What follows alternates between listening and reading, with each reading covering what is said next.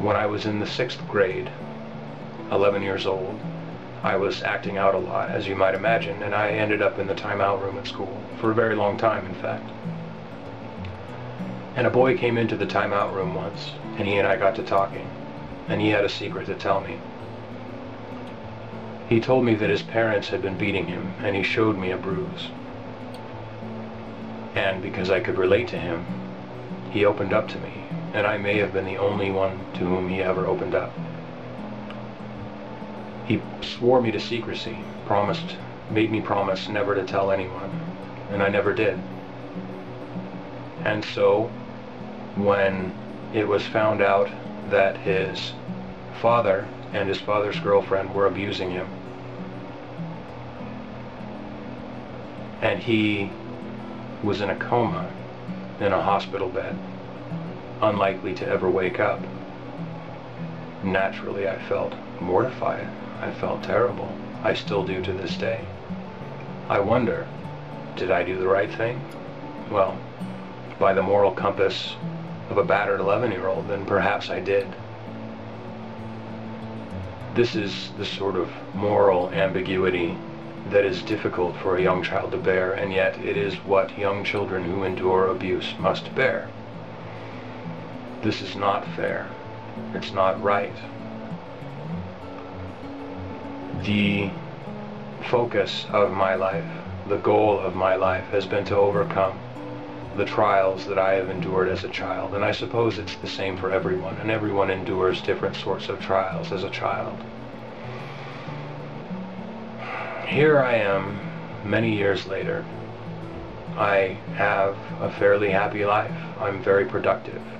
I do the best I can to make the world a better place. I'm a moral person. I live with purpose, with intent. I appreciate the things around me, and I encourage others to do the same. I encourage others to come out of their shells and tell their stories, but I find it very difficult to come out and tell mine. This experiment that I am conducting right now, recording my thoughts for the world to see, is a difficult one. The feedback thus far has been enlightening, interesting. The dialogue in which we all engage is fruitful.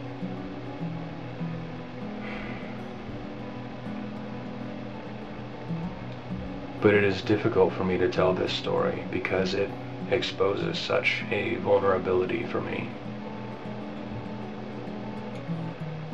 I don't know that I have a moral lesson as a result of this story, and perhaps that's why it haunts me still. You may have noticed that whenever I relate personal stories here, I try to wrap a moral lesson into it, and I believe that is because we are moral creatures, and these sorts of stories and messages are important. But the fact is that this one sometimes gets the better of me, and it is so close to my deepest heart that I just lack the ability to fully think it through.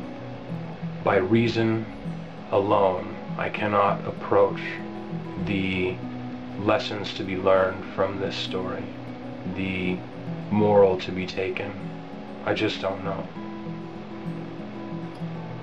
So, my viewers, I would appreciate your feedback on this issue. Those of you who have endured similar circumstances, please come out and talk about it. And maybe together we can come to some kind of consensus about how this should all make sense, and about how we can make sense of our lives, about how life doesn't simply end, about how we should not just give up because of what we've had to endure. Some kind of lesson about how we should not simply be victims is in here somewhere, but I don't yet entirely know where to find it, at least not in such a way that I can effectively communicate it, although I certainly wish that I could. So,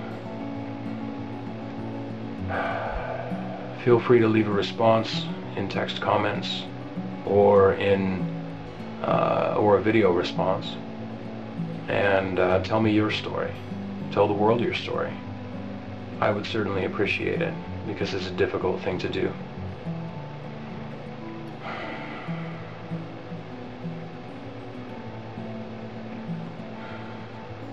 Well, take care. Good luck.